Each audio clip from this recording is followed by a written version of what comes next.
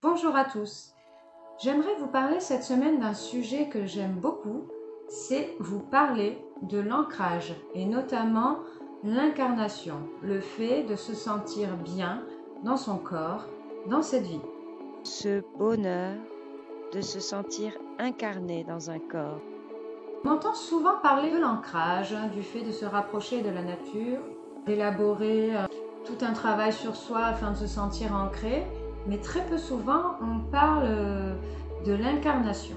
Donc l'incarnation, simplement, ce véhicule, je reviens dans cette vie, mon âme revient dans cette vie, donc je reviens dans cette vie, puisque nous sommes l'âme, ce ne sont pas des choses à dissocier.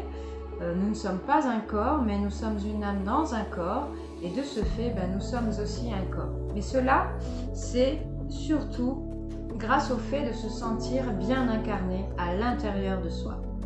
Parce que je suis un être de lumière à l'intérieur d'un corps. Je vais vous parler de quelque chose d'intérieur. Ce que j'appelle quelque chose d'intérieur, c'est la faculté d'arriver à se sentir bien dans son être, de se sentir entier, pleinement conscient de sa nouvelle vie et bien sûr du coup d'en profiter un maximum et de se sentir vraiment à l'aise et en bien-être avec soi.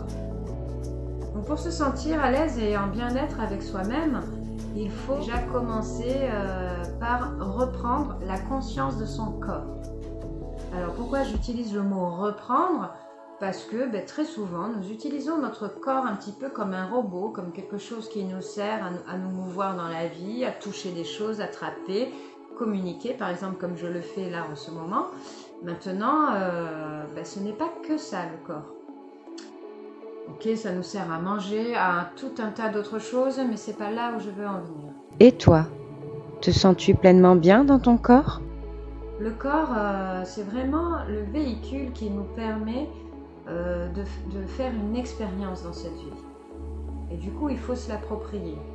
Il faut se l'approprier d'une autre mesure qu'on a l'habitude de l'entendre dès l'enfance. On nous apprend effectivement à nous servir de notre motricité, de la motricité beaucoup plus fine, de développer toutes ces facultés, effectivement, pour pouvoir se déplacer et bien se servir correctement de notre corps, que notre cerveau se développe. Là où je veux en venir, c'est que ce que je veux faire ressortir aujourd'hui dans cette vidéo, c'est vraiment prendre la pleine conscience de ce que c'est d'être incarné. Donc déjà, ça commence simplement par comprendre que nous sommes une âme dans un corps et que ce corps nous a été offert. C'est un cadeau assez extraordinaire quand même, puisque ce corps-là, il est quand même, même s'il peut sembler fragile, c'est quand même quelque chose qu'on nous offre qui est assez extraordinaire.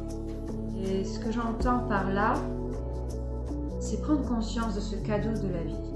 Ça commence par là, l'incarnation.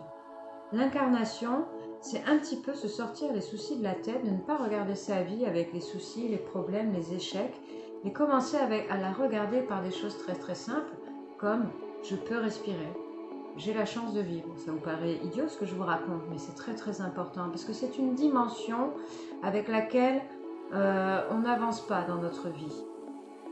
Tout simplement parce qu'on veut mieux, parce qu'on veut plus, et ça du coup c'est de l'ordre du mental. Là je vous parle vraiment l'incarnation, pas réfléchir avec son mental, mais réfléchir avec son soi. Quelle chance j'ai d'être en vie, de pouvoir toucher, de pouvoir sentir des odeurs, de pouvoir voir avec mes yeux dans un corps incarné et d'aller pouvoir toucher la texture que je vois. On ne peut ressentir lorsqu'on n'est pas incarné ce sentiment d'être à l'intérieur de quelque chose, de faire une expérience. C'est si fragile la vie et en même temps si fort. C'est quelque chose qui relève de la puissance. Sentir et voir cette beauté de nature où j'évolue. Je voulais vous passer ce petit message-là parce qu'il me paraît important, surtout en ces temps de fin d'année où les énergies sont un petit peu remuantes. Relativiser et regarder, avoir le recul nécessaire pour regarder la chance que l'on a de pouvoir vivre, de pouvoir exister vraiment dans un corps. Alors souvent dans la spiritualité, on veut atteindre son âme, on veut s'envoler, voir plein de choses, on veut déjà peut-être même repartir sur ce que l'on se souvient quand on développe ses capacités, quand on s'ouvre, quand il y a une ouverture spirituelle. Quoi qu'il en soit, ça va arriver de toute façon. Hein, quand on meurt, notre âme, elle remonte et elle repart faire ses expériences. Là, ce qui est important de regarder, c'est la chance qu'on a de faire cette expérience-là, maintenant, à l'instant T. Vivre au présent et accepter d'être à l'instant.